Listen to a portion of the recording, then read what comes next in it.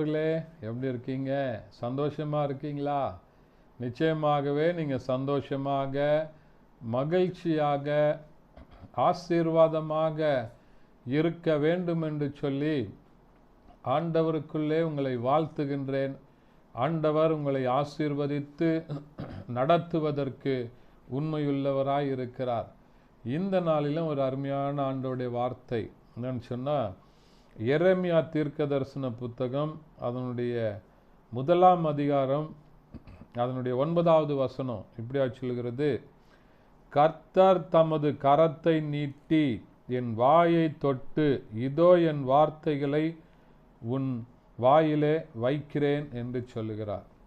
என்ன பண்றாரோ ஆண்டவர்?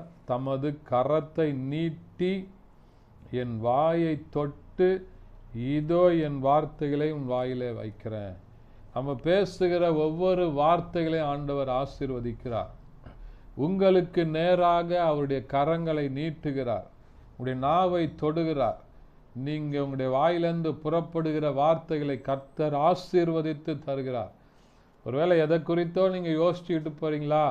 இப்படி ஒரு பெரிய அதிகாரிக்கு முன்பாக நான் பேசணும், இன்னைக்கு நான் என்னுடைய காரியங்களிலே நான் செயல்பட வேண்டும், நான் ஏதோ ஒரு ஆண்டவருடைய வசனத்தை பேச வேண்டும், சத்தியத்தை சொல்ல வேண்டும், இல்லை எங்கேயோ ஒரு கான்ஃபரன்ஸில் பேசணும், ஏதோ ஒரு காரியம் ஆண்டவர் உங்களை ஒரு இடத்துல இன்றைக்கு நீங்கள் பேசும்படியாக உங்களை வைத்திருக்கிறாரா? யாருன்னு சொல்லி எனக்கு தெரியாது. ஆனால் அவருடைய வார்த்தைகள் ஒருபோதும் வீணாய் திரும்புகிறதில்லை. அது செய்ய வேண்டிய காரியங்களை செய்துவிட்டு திரும்பும் என்று சொல்லி ஆண்டவருடைய வசனம் சொல்லுகிறது. அவர் சொல்றார், என்னுடைய கரத்தை நீட்டி உன் வாயை தொட்டு, இதோ என் வார்த்தைகளை உன் வாயில வைக்கிறேன். அவருடைய வார்த்தைகளை நம்முடைய வாயில வைத்து நம்மை பேச வைக்கிறார். பேசுவது நீங்கள் அல்ல, பரிசுத்த ஆவியானவரே உங்களோடு கூட இருந்து பேசுகிறார் என்று சொல்லி பார்க்கிறோம். அப்படிப்பட்ட தேவ ஞானத்தை தருகிறார். நீங்கள் செய்ய வேண்டியதெல்லாம் ஆண்டவரை ஸ்தோத்திரம் பண்ணிக்கிட்டே இருங்க, ஆண்டவருக்கு நன்றி செலுத்துங்க, கர்த்தரை துதிக்கிற துதி, ஆண்டவரை புது பாட்டுனால பாடி துதித்து ஸ்தோத்தரித்து ஆண்டவருடைய நாமத்தை மகிமைப்படுத்தி கொண்டே இருங்க. எப்பொழுதும் கர்த்தரை துதித்து கொண்டே இருங்க. ஆவியில நிறைந்து, அபிஷேகத்தில் நிறைந்து, கர்த்தரை ஆவிக்குள்ளாக நிறைந்து நீங்கள் ஸ்தோத்திரம் பண்ணும்போது, ஆராதிக்கும் போது அவர் உங்கள் நாவை தொட்டு அவருடைய வார்த்தையை உங்களுடைய வாயில வைக்கிறேன்னு சொல்றார்.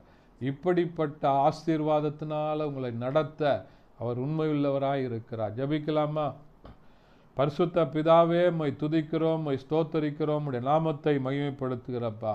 இந்த நாளில் கேட்ட வசனத்தின்படி ஆண்டவரே, இந்த நாளில் இந்த வசனத்தை கேட்ட ஒவ்வொருவரையும் கர்த்தர் தொட்டு ஆசீர்வதித்து உம்முடைய வசனத்தை, வார்த்தைகளை அவங்க வாயில தருவீராக.